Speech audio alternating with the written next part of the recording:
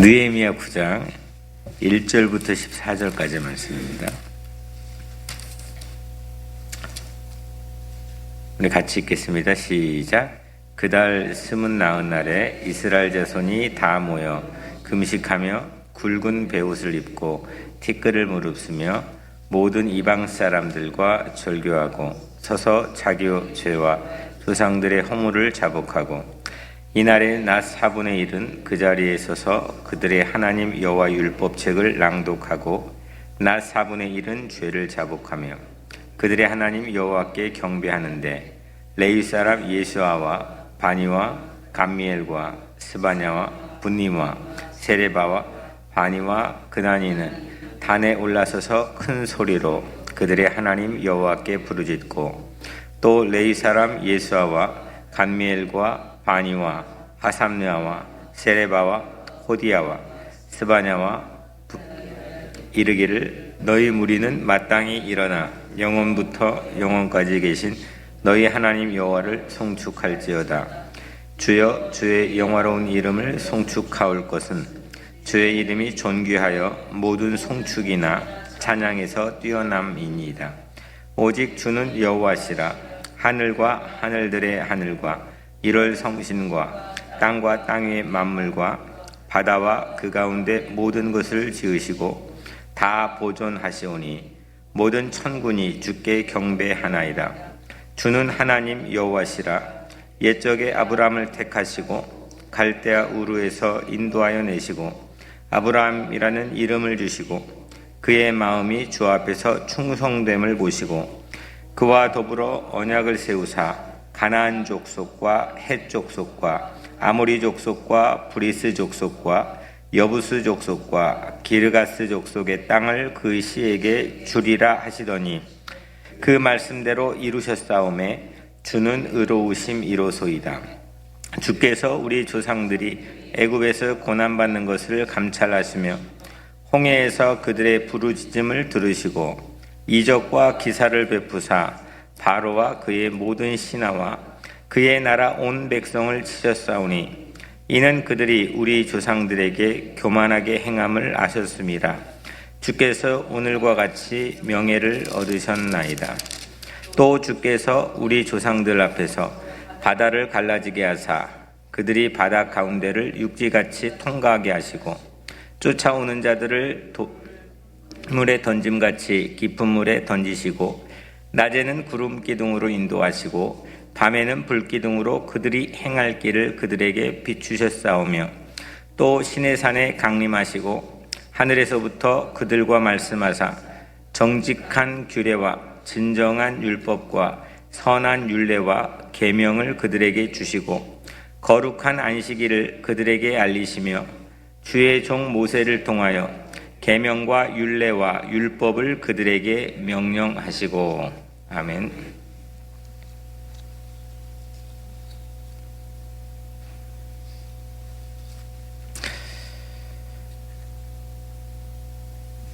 사순절 여명특세 16번째 날입니다. 느헤미야 설교 20번째 시간입니다. 오늘 하루도 하나님께서 여러분들에게 예비하신 은혜와 축복이 모든 각자의 삶의 자리에 가득하게 되기를 주님 이름으로 간절히 축복합니다. 여명특세의 실천 세 가지는 온 교우가 느헤미야 성경을 읽고 또 온 교우가 릴레이 여명 기도에 참여하고 또 세 번째로 여명홀 리노베이션의 영적 물리적 준비를 하는 것입니다. 여명홀 비전에 담겨 있는 세 가지는 첫 번째 하나님의 영광을 나타내는 예배터, 두 번째는 자기 중심에서 벗어나 타자와 교제하는 놀이터, 세 번째는 복음을 전할 인재 양성의 배움터입니다. 우리 서머리를 잠깐 하고 우리 오늘 시작하면은 1장은 기도, 2장은 도착, 3장은 공사입니다. 4장은 외부 공격이 있고 5장은 내부 도전이 있습니다. 6장은 최후 방해와 성벽 공사가 겹쳐져 있죠. 1장, 3장까지는 순적하게 진행되고 4장부터 6장은 어려워지지만 마침내 성벽 공사는 중단되지 않고 이루어졌습니다.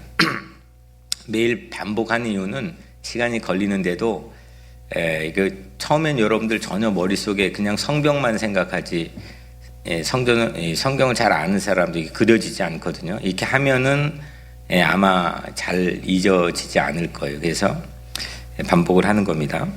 성벽은 우리 공동체를 빌드업하고 지지난 주일이었죠. 성벽의 기능을 말했죠. 우리라고 하는 공동체를 빌드업하고, 또 두 번째 성벽은 그 울타리 우리라는 우리의 두 가지 의미가 있다 했죠. 경계죠. 그래서 성별시켜주는 기능을 회복시켜주고, 세 번째 성벽은 나팔 소리, 기도 소리를 품고 있다는 걸 우리가 함께 나눴습니다. 그래서 1장부터 6장까지는 하드웨어라고 한다면, 성벽 짓는 외장 이야기라고 한다면, 7장부터 마지막 13장까지는 소프트웨어에 관한 이야기입니다. 그래서 7장 이야기를 했죠. 7장은 사회부흥 이야기인데, 하나님 주신 감동으로 인구조사가 시작이 됩니다. 그래서 두 가지 컨텐츠인 세대통합과 가족도시, 가족 예루살렘이라고 하는 새로운 컨텐츠를 채워서 부흥을 시작합니다. 8장은 두 차례 말씀 부흥이 일어납니다. 그래서 7장은 사회 부흥, 그 다음 8장은 성전 부흥입니다. 부흥이 교회 안에 갇혀있지 않고 사회를 일으키는 모습을 보게 되죠. 먼저 온 백성의 이 8장의 두 차례 말씀 부흥인데, 8장 안에서는 첫 번째 온 백성의 집단적인 말씀 부흥이 있죠. 수문 앞 광장에 온 백성이 모여서 에스라가 낭독해주는 율법책을 듣게 됩니다. 두 번째 8장 안에서는 지도자들만 모이는데, 그 다음 지도자들이 모여서 말씀 부흥의 사건이 일어납니다. 그래서 8장의 온 백성의 말씀 부흥은 첫 번째로 말씀이 선포되도록 하는 사람들에 대해서 우리가 함께 살펴봤고, 두 번째는 말씀에 반응하는 건데, 자세로 반응하고 지성으로 반응하고 감성으로 반응하는 사람들에 대해서 우리가 살펴봤습니다. 그리고 세 번째, 말씀을 통해 나누는 기쁨을 누리는 사람들에 대해서 살펴봤습니다. 그리고 지도자들의 말씀 부흥 세 가지를 지난 토요일 날 말씀 통해서 우리가 살펴봤죠. 첫 번째, 성경의 레마에서 성경에 깊이 들어가서 깊이 발견하는, 마치 보물찾기와 같은 그런 말씀의 부흥 사건이 일어났다는 거고, 두 번째로 그렇게 발견한 대로 성경의 레마를 깊이 내 가슴이 꽂히는 말씀이 찾아온 대로 순종했다는 거죠. 초막절을 세웠습니다. 세 번째로 큰 기쁨이라는 순종의 열매를 맺게 되었다는 겁니다. 마지막 서머리 하나는 그제 주일 설교에 나눴던 다시 52라고 하는 느헤미야 6장의 말씀입니다. 첫 번째, 고난은 50이라는 끝이 있다라는 거죠. 52는 현재 고난을 해석해 주는 암호다.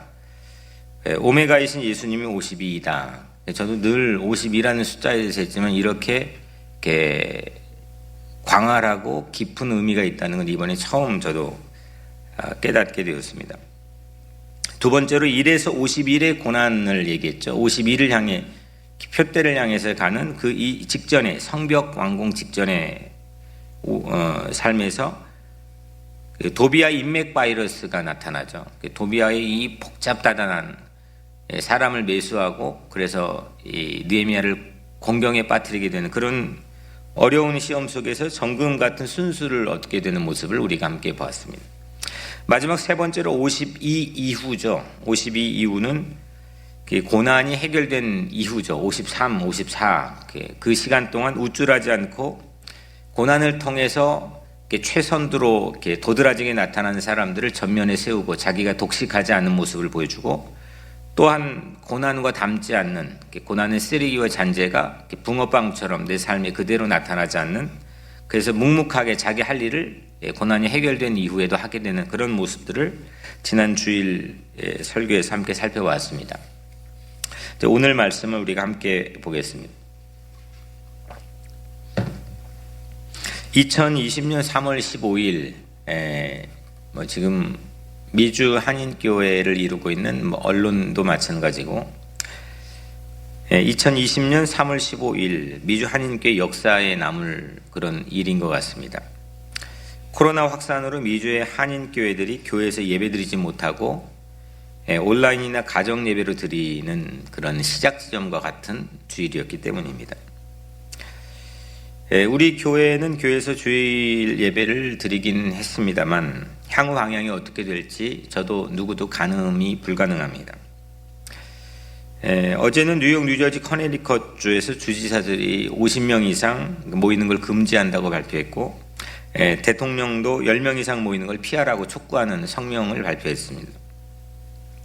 이거보다 사실은 한국에서 또 성남 판교에서 또 어려운 사건이 교회 안에서 일어나서 지금 한국교회 제가 아는 주변의 지도자들도 십시일반 모여서 이 문제를 해결하기 위해서 교회가 용수철처럼 튀어졌다가 들어와야 되는데 지금 그 기미가 보이지 않는 모습들이 한국교회 안에서 보여져서 상당히 당혹해하는 모습들이 있습니다.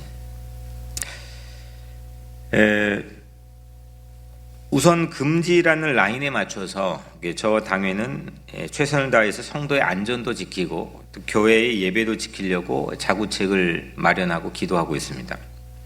질서 있게 우리 성도들이 이에 참여해 주시고 그러니까 마치 이게 예배를 지금 뭐 교회들이 소중하게 생각하지 않아서 하는 것처럼 혼자 독불장군처럼 은혜 있는 것처럼 하는 것은 상당히 몰상식한 반응입니다. 그리고 또한 이렇게 우리가 뭘 하자라고 했을 때 교회 안에서 질서 있게 함께 한 마음으로 따라오는 것도 매우 지금 중요한 시기입니다. 그래서 여러분들이 또 지난 주일에도 참 자랑스럽게도 질서 있게 여러분들이 한 마음으로 잘 따라줘서 또 예배를 우리가 함께 드렸던 것 같습니다. 지금 작금의 상태는 오늘 우리 유튜브를 통해서 온 교인들이 같이 나눌 개연성이 있기 때문에 말씀드리면 지난 주일에 드린 예배는 현재 상태로는 불가능합니다. 그리고 예배를 가능한 한 지켜보려고 할 터인데 3번, 4번, 5번 나누어서라도 드리는 옵션을 당회하고 논의하고 있습니다. 그런 생각밖에 지금 들지 않는데 그걸 뭐 8시, 11시, 1시, 3시 뭐 이렇게 나누어서 드리는 방법을 생각하고 있습니다. 여튼 최악에는 무엇도 장담할 수 없는 상황에 우리가 서 있습니다. 이런 상황에서 오늘 우리가 읽은 본문이 기막히게 영감을 제공해 줍니다. 저는 이 느헤미야의 지금까지 우리 읽은 말씀의 시간적 그 상황을 추적해 봤습니다. 1장 1절 이 책의 처음에 보면 찾지 않으셔도 돼요. 아닥사스다 왕 제20년 기슬르월에 내가 수산궁에 있는데 12월이라고 했죠. 기슬르월이 기억나시죠? 12월인데 느헤미야가 무너진 성벽 소식을 수산궁에 처음 들었던 날입니다. 2장 1절에 보니까 아닥사스다 왕 제20년 니산월에 왕 앞에 포도주가 있기로 몇 월이라 그랬죠? 그렇죠. 4월이라 그랬죠. 사실 이게 익숙하지 않는데 벌써 쫙 하고 아시네요. 4개월 후에 4월쯤에 왕 앞에 느헤미야가 청혼을 하게 되는 순간이죠. 6장 15절에 보면 지난 주일 설교의 첫 절이었습니다. 성벽 공사가 52일 만인 엘루월 25일에 끝남에 엘루월은 6월인데 성벽 공사가 6월 25일에 맞춰졌다는 겁니다. 52일 공사가 진행이 됐습니다. 거꾸로 추적을 해보면 5월 2일 날 공사가 시작한 거죠. 그러니까 5월 2일 날 공사 시작하고 12월에 처음 듣고 4월에 왕 앞에 나갔고 이동해가지고 5월 2일 날 착공을 하고 5일 후에 그 완공한 5일 후에 8장 2절 말씀이죠. 7째 달 초하루에 제사장 에스라가 율법책을 가지고 그러니까 8장의 말씀붕이 일어난 첫 번째 사건의 시기입니다. 7째 달 7월 1일이죠. 7월 1일 에스라가 온 백성 앞에서 율법책을 낭독하면서 말씀의 부흥이 일어납니다. 그리고 오늘 1절입니다. 이제 드디어 오늘 1절인데 그달 스문 나은 날에 그 달이니까 몇 월이겠어요? 7월 1일 날이 에스라가 온 백성이 모여 있는 장소에 에스라 낭독했으니까 율법책을 그달 스문 나흘이면 그달은 7월이죠. 시간적인 개념을 좀 가지시라고 설명해 드리는 겁니다. 7월 24일인 거죠. 그리고 7월 15일부터 22일까지 초막절을 지켰습니다. 22일까지. 그러니까 22일까지 초막절 지키고 끝난 다음 이틀 후입니다. 그게 오늘 우리가 본문의 시작입니다. 그러니까 장장 8개월 동안 숨막히는 주전 444년도의 예루살렘 풍경입니다. 참 아이러니하게도 오늘 9장, 8장부터 시작해 9장은 7장, 8장, 9장, 6장, 7장, 8장, 9장은 이 이스라엘 백성의 기세가 올라가는 국면입니다. 뭐라도 할 수 있을 것 같은 국면입니다. 집단적으로 이루어지고 지도자들이 나서고 하나 할 거 없이 전부가 올라가는 국면에 서 있습니다. 한번 올라가면 쉽게 내려오지는 않습니다. 급작스러운 변화가 나타나지는 않습니다. 근데 여하튼 이 사람들이 물리적으로, 사회적으로, 정치적으로, 영적으로 성전 안에서 올라가는 국면에 서 있습니다. 그런데 오늘 우리 상황은 내려가는 국면입니다. 이게 어디까지 내려가야 되는지 사람들이 가늠이 되지 않아서 불안해하는 측면도 없지 않아 있지만 여튼 부인할 수 없이 내려가는 국면에 있습니다. 상황이 동일하지는 못하지만 내려가는 국면에 반전을 꾀하기 위해서는 올라가는 국면을 마음속에 엿보고 그리는 겁니다. 그리고 그 올라가는 국면에 대한 희망을 잃지 않는 사람들이 내려가는 국면에 반전을 꾀하는 모습들을 보게 됩니다. 이거를 희망적인 삶, 신앙적인 삶, 영적인 삶이라고 저는 확신합니다. 2020년 3월 17일 오늘이죠. 오늘에서 주전 444년 7월 24일 성경 타임머신을 타고 시간 여행을 잠깐 해보면 오늘은 두 가지 되지만 짤막하게 한번 나눠보겠습니다. 첫 번째로 이 말씀 부흥, 말씀은 예배를 회복시킵니다. 오늘 1절에서 5절은 예배 용어들로 가득합니다.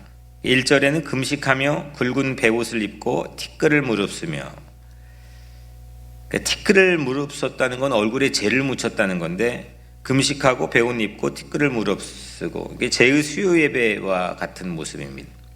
2절은 자기 죄와 조상들의 허물을 자복하고, 그러니까 우리 주일 예배하는 순서에 있는 것처럼 참회 기도를 드리는 장면이죠.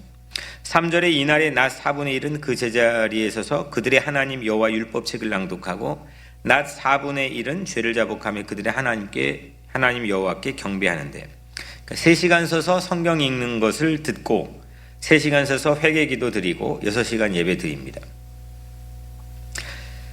4절에서 8명의 레위인들이 강단에 올라가 기도 인도를 하고 5절에서 8명의 레위인들이 하나님께 올릴 찬양 인도를 드립니다. 8장의 이런 9장의 사건들은 전부 예배의 용어들인데 언제 일어나느냐? 8장에서의 말씀 부흥이 일어난 직후에 이렇게 예배가 살아나는 모습을 우리가 보게 됩니다. 예배가 언제 살아나느냐? 성경에서 여러 가지가 있을 수 있지만 기도도 내가 하나님께 하는 겁니다. 그리고 찬양도 내가 하나님께 드리는 겁니다. 이거는 때에 따라서 중지될 수도 있고 박해가 오면은 피해가지고 내가 말을 못할 수도 있고 우리처럼 지금 오늘 반주에 맞춰 찬양할 수도 있고 내가 하나님께 드리는 거는 때에 따라 인간적인 역사적인 상황에 따라서 이 기독교 역사, 교회 역사 안에서 조절이 된 측면들이 있습니다. 그런데 하나님이 우리에게 나타나는 찾아오시는 이 원회의 장면은 어떤 순간도 중지된 적이 없습니다. 포로로 끌려갔던 순간에도 전쟁 한복판에서도 하나님이 우리에게 찾아오는 이 방향은 중지돼 본 적이 없습니다. 말씀의 부흥의 사건은 하나님이 우리에게 찾아오신 사건, 내가 이 예배를 어느 정도 디자인하고 각색하고 내가 정말 아주 폼나게 이렇게 예배를 이 포맷을 만들어 놓는 그 아무리 많이 해도 인간이 하는 것, 인간이 하나님께 하는 거는 그것도 중지되면 안 되겠지만 어느 순간에는 어려움을 우리가 맞이할 수도 있습니다. 그런데 하나님이 우리에게 찾아오신 사건은 한 번도 중지된 적이 없습니다. 그리고 이 예배의 영적 부흥, 이거는 말씀의 부흥을 통해서 일어났습니다. 이건 카타콤에서도 마찬가지였고 포로기에서도 마찬가지였습니다. 회당이 없던 회당이 갑자기 포로기에서 생겨났습니다. 예루살렘 성전에서 못 드리니까 포로로 끌려간 자리에서 비참하게 그들이 찾은 자구책이 회당이었습니다. 거기에서 그들이 찬양도 하지 않고 뭣도 하지 않고 다시 예루살렘 성전에 있었던 것처럼 번제도 드릴 수가 없습니다. 하지만 뭐가 있었느냐? 모세의 율법, 모세의 오경을 끊임없이 들었습니다. 그것이 그들이 어려운 환경 안에서도 버티고 일어설 수 있는 중요한 하나님이 주신 은혜의 시간들이었습니다. 오늘도 마찬가지죠. 제2의 예루살렘의 성전이 재건되었죠. 솔로몬 성전 무너지고 오랜 기간 동안 무너져 있던 성전을 재건했습니다. 근데 성전 재건했는데 70년 동안 예배 못 드렸습니다. 예배 드리기 어려웠습니다. 유명무실 성전이었습니다. 무너진 성벽 때문이라고 제가 2주 전에 말씀드렸죠. 우리가 몇 주 온라인 예배를 앞두고 또 드리고 있는 상황과는 비교가 되지 않는 상황 이미 경험했습니다. 이게 우리가 얼마나 잘했다고, 그동안 얼마나 예배를 소중하게 생각했다고 예배 못 드리면 난리 날 것처럼 하지만 실제적으로 우리 각자의 거울을 들여다보면 그렇게 말할 자격이나 우리 이런 모습들이 오늘날 교회 또 우리 각자 저나 여러분들에게 과연 있을까, 그런 생각을 하나님 앞에 갖는 게 중요하다고 생각을 합니다. 이미 역사 속에는 수없이 이런 상황들이 놓여져 있었습니다. 그런데 그 성전이 그 70년 동안 기능 못하고 마비됐던 성전이 오늘 예배로 살아나는 모습을 보여줍니다. 코로나 풍파 앞에서도 제 초미의 관심은 성전 안전을 지키는 것과 주일 예배, 새벽 예배, 이 예배를 지키는 것, 이 두 가지가 동시에 있습니다. 사회에 민폐가 되지 않고 하나님의 뜻을 헤아리고 마치 우리 각자의 어떤 신앙적인 결기를 보여주는 것 같은 교만한 모습을 꺾고 하나님 앞에 죄를 뒤집어쓰고 회개하는 것. 나는 하나님 앞에 이렇게 예배드릴 수 있고 나는 이렇게 하나님 앞에 찬양할 수 있다고 하는 어떤 그런 우리 입장에서 가지고 있는 우월적인 오만을 꺾고 하나님 앞에서 진정 엎드려 회개하고 기도하는 그런 시간들을 어떻게 예배 안에서 지킬 수 있을까? 이것이 제가 가지고 있는 관심이기도 합니다. 내려가는 국면, 전부가 지금 내리막길에 서 있는 그 국면에서 안 내려가려고 버틸 수도 있지만은 여튼 내려가는 국면인 것은 부인할 수가 없습니다. 이런 국면에서 올라가는 국면의 힌트가 뭐냐? 이걸 반전시킬 수 있는 힌트가 뭐냐? 그건 전 우리 예배 안에 있다고 생각합니다. 이 예배가 우리가 이 현장에서 오늘날 오프라인으로 드리는 우리 같은 예배일 수도 있겠지만 온라인으로 이 현장에 드리지 못하는 예배, 각자의 삶의 자리에서 어차피 우리 몸이 아픈 우리 성도들은 일찍이부터 녹화된 온라인으로 예배를 드리고 있는 거고 오프라인에 참여하지 못하고 있습니다. 여러분들 우리 누구도 마찬가지로 내가 아프면 내가 이 사정이 생기면 또 어떤 때는 그냥 놀러 가면 또 오늘은 귀찮으면 여러 가지 이유로 우리는 주일 예배에 대해서 접근해 왔습니다. 유독 이번 기간만 내가 이 주일 예배가 어떤 의미냐라고 하는 것을 굳이 생각할 필요가 없이 그동안 우리가 걸어왔던 우리 모든 교회들의 예배에 관한 태도, 자세, 그리고 내가 그동안 가져왔던 예배에 대한 태도, 자세, 이것이 우리가 이 성찰하고 뒤돌아보는 훌륭한 가치가 있다고 생각합니다. 예배는 말씀 부흥을 통해서만 이루어집니다. 비본질적인 것들, 덜 중요했던 것들, 이건 모두 다 놓을 수밖에 없는 강제적인 상황입니다. 우리 교회도 마찬가지로 지금 최대한 대로 전부 다 그렇게 했습니다.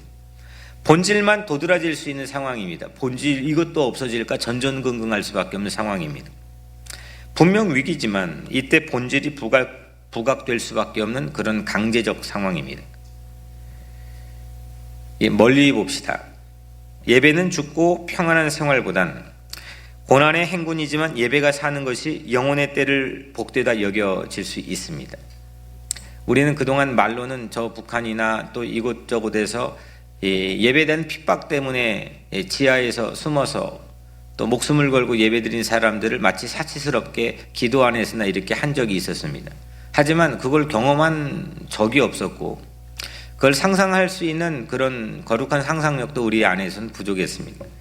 지금도 마찬가지로 그들과는 비교할 수가 없습니다. 하지만 오늘 우리 각자의 삶의 자리에서 내가 가지고 있는 예배의 가치가 뭐냐? 지금 이렇게 9.11 때처럼 예배 막 이렇게 했다가 예배를 정말 또 다시 드리는 상황이 되면 다시 용수철처럼 매너리즘에 빠져 있는 예배자로 서 있을 수 있는 그런 찰나적인 예배에 대한 생각이 우리에게는 별로 도움이 되지 않을 거라고 생각을 합니다. 하나님께서는 왜 다스리고 노아의 방주를 통해 새로운 것들을 예비하시고 그 악의 속도를 늦추시면서도 우리에게 이런 은혜를 하나님께서는 보여주셨을까? 오늘 마찬가지로 우리가 깨어서 생각해야 되는 깊이 있는 그런 말씀 안에서의 영역은 하나님의 시각을 하나님의 마음으로 바라보는 겁니다. 오늘 예배 이 5가지 중에서 눈에 띄는 게 3가지가 있습니다. 첫 번째 금식합니다. 두 번째로 자복하는데 나는 물론이고 조상의 죄까지 자복합니다. 세 번째 제자리에 서서 6시간 말씀 듣고 기도합니다. 금식은 죽지 않을 만큼 절제하는 게 금식이죠. 그냥 나 오늘 금식했다라고 말하는 게 금식이 아니고 어느 라인까지 내 한계치까지 절제하는 거가 금식입니다. 성경 안에서 말하는 금식입니다. 그리고 금식하면서 이웃을 보죠. 성경의 전통은 이웃을 보는 겁니다. 내 일용할 양식에서 남는 것을 함께 나누는 전통을 가지고 있습니다. 오늘 이제 어제부터 죽음 못 받는 우리 이웃들이 속출하고 있습니다. 식당이 전면 금지가 되어서 웨이트리스들 그리고 네일샵도 마찬가지고 지금 서비스 업종에 있는 많은 사람들의 우리 교회도 마찬가지입니다. 그래서 한 사람 한 사람 지금 눈에 불을 켜고 우리 교육자들에게 계속 다그치고 강조하고 있습니다. 실제 그런 사람들이 보여지고 우리 교우들이 보여지고 또 그런 안타까운 사정들 앞에서 우리가 이 만나와 메추라기를 이동식으로 지금 운영을 하려고 오늘부터 시작을 할 예정입니다. 그래서 이때 교회는 성도라고 한다면 내 입만 생각하지 않고 그래서 사재기 어느 정도는 예비는 하지만 사재기 하지 맙시다. 예수 믿는 사람들인데 그렇다고 전혀 사지 말자는 얘기가 아니라 뭐 막 돈 있는 거 자랑하려고 하는 건지 막 전부 다 사가지고 자기 집 창고에다 넣어놓는 광주 민주화운동이 1980년 일어났을 때 그들이 가장 탁월하게 보여줬던 부분은 그들은 공동체 질서를 지켰습니다. 절대 사재기하지 않았습니다. 강도도 없었고 절도도 없었습니다. 우리는 예수 믿는 사람들입니다. 예수 믿는 사람들이 금식한다는 이 예배적 용어를 생각할 때 우리는 이웃을 생각해야 되고 교회는 한 사람 한 사람의 가치를 더 도드라지게 생각하면서 그들을 지켜내야 됩니다. 이게 예수님입니다. 나만 생각하는 것 그거에 탈피하는 겁니다. 이때 교회는 내 입만 생각하지 않고 이웃의 목구멍도 염려하는 것 이것이 금식의 스피릿입니다. 그리고 조상죄까지 자복하죠. 내 죄 전가시킬 것만 익숙했던 사람. 야 이건 남편이 그랬잖아. 이건 누가 그랬잖아. 이거 자식 때문에 그랬잖아. 이거 교회 때문에 그랬잖아. 사회 때문에 그랬잖아. 오늘날 한국교회도 어느 쪽에서는 이건 누구 정부 때문에 그랬잖아. 누구 때문에 그랬잖아. 이게 정신없는 얘기들을 교회가 하고 있습니다. 지금 자기가 어떤 위치에 있는지를 모르고 있습니다. 내 죄 전가시킬 것만 익숙했던 습관을 버리고 조상죄까지도 끌어와가지고 지금 오늘날 2020년까지 통곡의 벽에서 유대인들은 조상죄 붙들고 그 앞에서 기도하는 그 정신의 시작이 오늘 이 느헤미야에서 있는 겁니다. 그렇게 자복하는 마음, 그 마음은 바다가 되는 겁니다. 점점 단축, 심플, 짧은 예배 시간이 미덕이 된 우리가 이거 설교 시간은 언제 끝나나 저 어릴 때만도 그러지 않았으면 3시간 4시간 무릎 꿇고 설교 들었고 그때 사람하고 지금 사람하고 달라진 것 아무것도 없습니다. 우리는 점점 스마트폰, 방송, 유튜브 또 책 이런 거에 익숙해져 있어서 내가 정한 타임라인에 익숙해져 버렸습니다. 하나님께서 나에게 말씀하신 것조차의 시간도 내가 정하는 겁니다. 그런 게 어디 있습니까? 오늘날 목회자들도 저를 포함해서 마찬가지입니다. 저도 마찬가지로 타임을 어떻게 조정할까 이렇게 길어지면 막 자책하게 되고 이런 마음들 하나님 말씀하려고 하는데 말씀하기 전에 내가 먼저 문 닫아버리는 순간들이 얼마나 많이 있었나. 근데 오늘 6시간이라는 가치 예배를 보면서 실제 6시간이 중요한 것보다 예배 가치를 우리 편의에서 하나님 입장으로 전환할 대국면을 우리가 깊이 고려해야 된다고 생각합니다.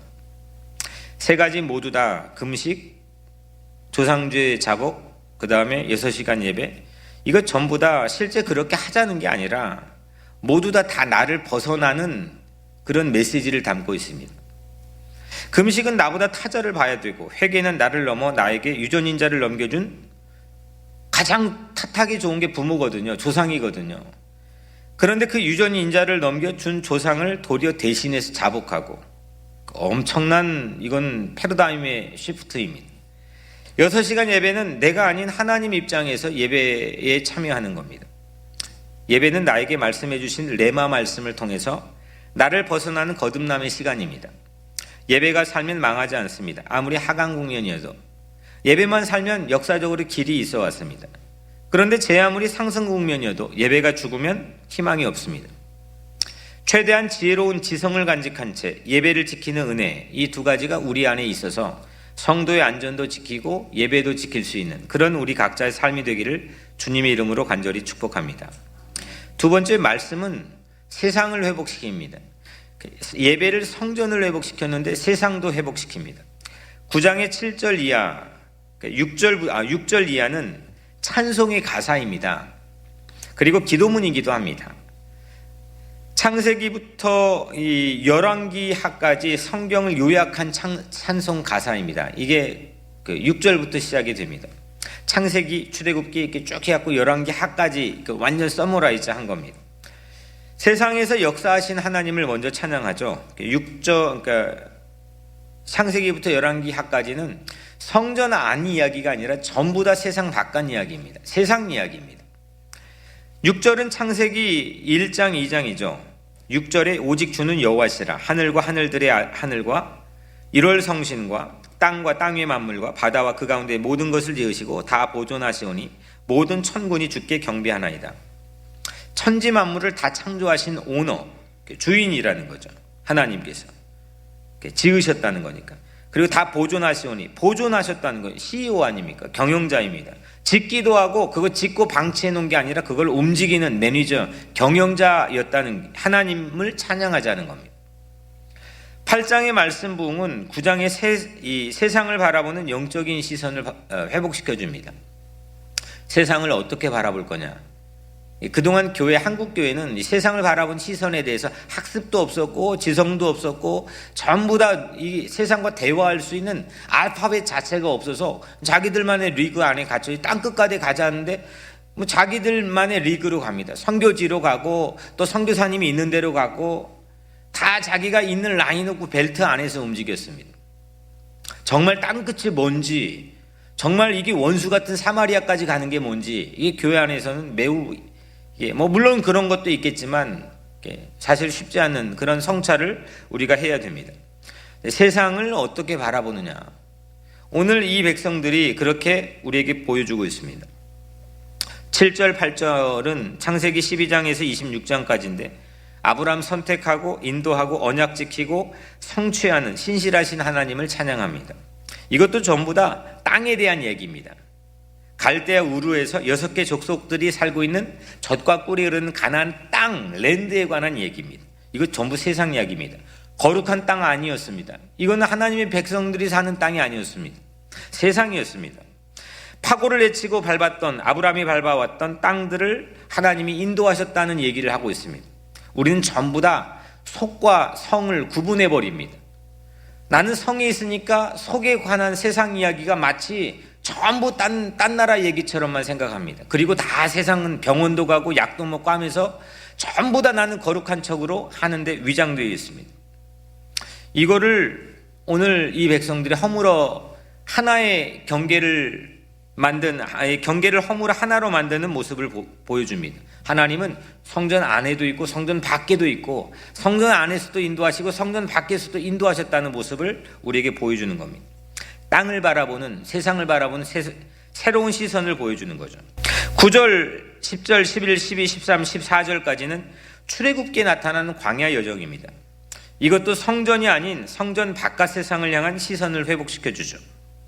하나님께서는 광야의 모든 여정을 통과하게 하시고, 광야가 거룩한 땅이었습니까? 지나고 나니까 거룩한 땅이었지, 거기는 성전이 없어서 성막을 끌고 텐트 끌고 다니며 하나님 예배했던 곳입니다.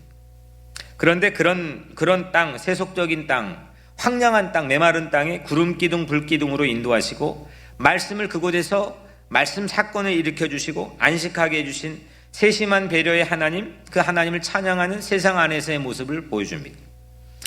1절, 5절까지가 성전 안에서 예배를 회복하는 얘기라면 6절, 14절은 성전 바깥 세상의 삶을 회복하는 얘기입니다. 이건 모두 다 말씀 부흥 안에서 왔습니다. 말씀이 내게서 회복되면 예배가 살고 세상이 회복됩니다. 이상이 7월 24일의 세상 풍경입니다. 오늘 그러면 우리는 7월 24일을 어떻게 해석하고 어떻게 살 거냐, 이게 오늘 우리가 같이 기도할 제목입니다. 어려운 때에 올라가는 상승 국면을 바라봅시다. 말씀 사건을 통해 예배가 회복되고 세상이 회복되는 그런 하나님의 은혜를 우리가 사모합시다. 이때 오늘 여러분들 각자의 마음속에 이런 부흥의 역사와 우리 교회뿐만 아니라 이 사회에 다시금 부흥의 역사가 하나님께서 반드시 허락해 주실 줄로 믿습니다. 기도하겠습니다. 은혜로우신 하나님 감사합니다. 오늘 말씀 붙들고 같이 기도하려고 합니다. 하나님 앞에서 우리가 같이 기도할 때 주님께서 이 시간 우리의 마음을 터치해 주시고, 오늘 이 시간 흩어져 오늘 하루를 살아가는 우리 모든 성도들의 삶을 축복해 주시며, 하나님 모든 직종들이 문이 닫고 그리고 일하여 주급을 받고 생활하는데 어려움이 있는 우리 교우들을 주님께서 보살펴 주셔서 그들 하나도 렌트비 때문에, 일용할 양식 때문에 걱정하는 일 없도록 이 교회가 함께 더불어 지키는 그런 아름다운 시간들, 은혜로운 시간들, 기적 같은 시간들이 될 수 있도록 주님께서 우리와 함께하여 주시옵소서. 예수님의 이름으로 간절히 기도드리옵나이다. 아멘. 바로 기도하겠습니다. 우리 기도할 제목은 코로나 바이러스에 고통받는 이웃들, 또 이로 인한 그 여파로 또 경제적 타격으로 어려움 가운데, 불안 가운데 있는 교우들, 또 우리 사순절 여명 특세에 기도의 불길이 있게 해달라고, 여명을 비전을 위해서, 또 우리 각자의 모든 삶을 위해서 또 말씀 붙들고 우리 같이 주여 3번 부르짖고 간절하게 주님께 기도하겠습니다.